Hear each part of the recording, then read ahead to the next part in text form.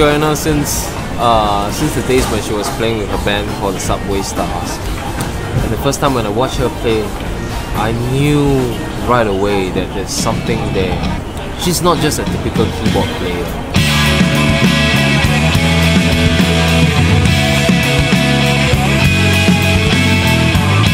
She's also very tech savvy. She's into soundscape. When I first saw her play, she had her MacBook with all her MIDI controller, her modules, all the Chaos Pad and whatever. It's a huge advantage for me because it certainly adds a big dimension to my songs. Joanna, to me, is a perfectionist. You know, she needs to get things done right. She needs to get her sound right. She's very particular about her sound choice. How she wants to interpret the songs and everything, and if the sound isn't right, she just feels uncomfortable, which is rightfully so. When I said, I don't really hear much of a difference between this sound and this sound, but to her it's a big difference. To her it matters a lot. She will go like, no, I must have this sound. You know, I can't. This sound is better. I can make do, but this must be the one. But to me, it's like, both sounds okay to me. There was this song, Seismic Waves, where I never really did get to hear the full sound of that song live because I was always behind a kid just listening to what I need to get done right.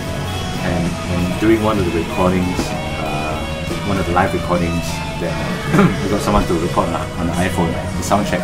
And then I looked back at the video and I heard sounds that I never heard before. I was like, wow, it really made a lot of difference. The layers that she put above that song really made a lot of difference.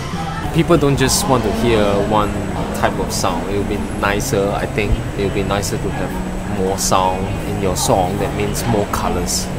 Recently when she got her guitar, she get away from the keyboard stand and out with me, headbanging. It's so much fun, you know. You don't get this in with other band. Most of the time, okay, maybe you have your other guitarist walking out with you, but no. She already out. I have a guitar or keyboard inside me and walking on the stage. She's awesome. She's one of a kind of rock chick. Joanna is like the navigator of the band. She knows the direction very, very well.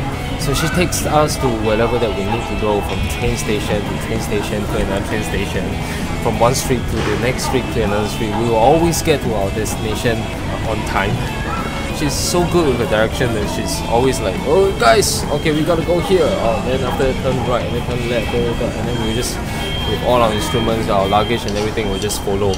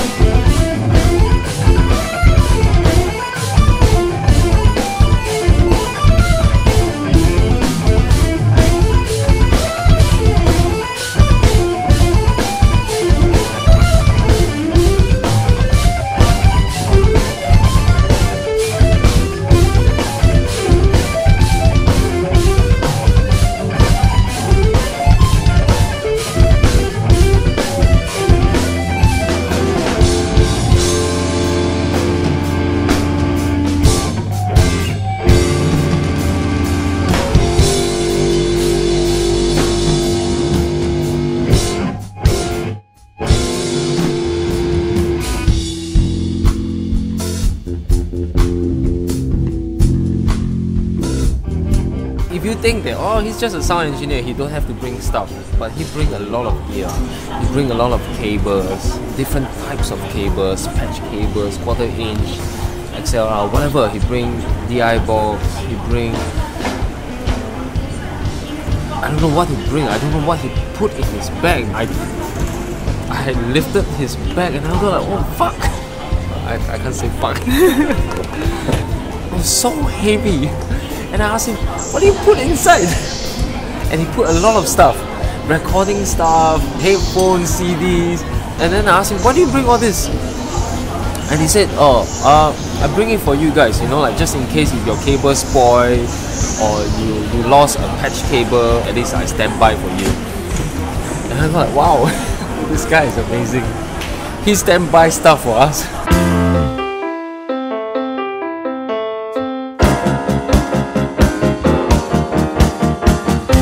Mark is a great guy to work with. He does the sound with a lot of passion. He's a musician himself, if you do not know. He plays a great guitar, he plays the bass, he sings, he knows a variety of genre, and he's always exploring.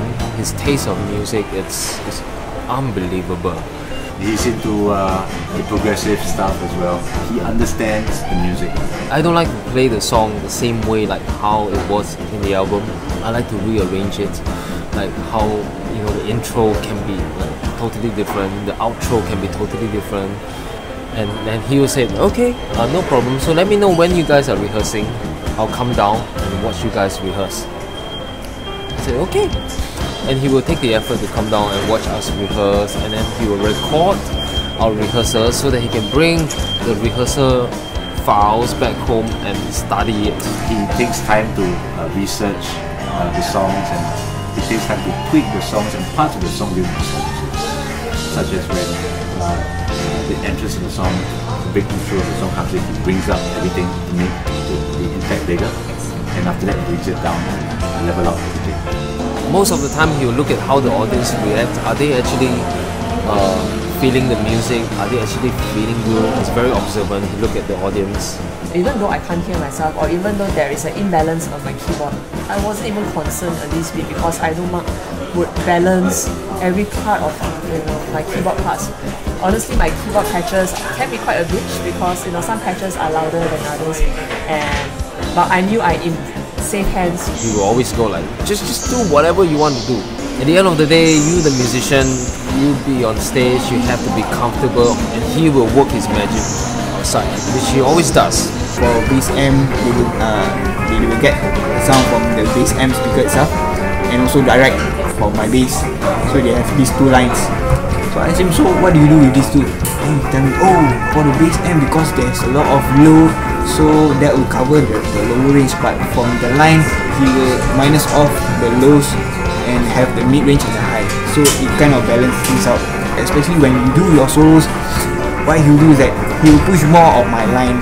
So when I do my solo, when he pushes that line, my sound will be much clearer and more upfront. He drinks a whole lot. This sake here is actually not mine, it's his. He's a drinker, and luckily I'm a drinker, but I'm not as good as him.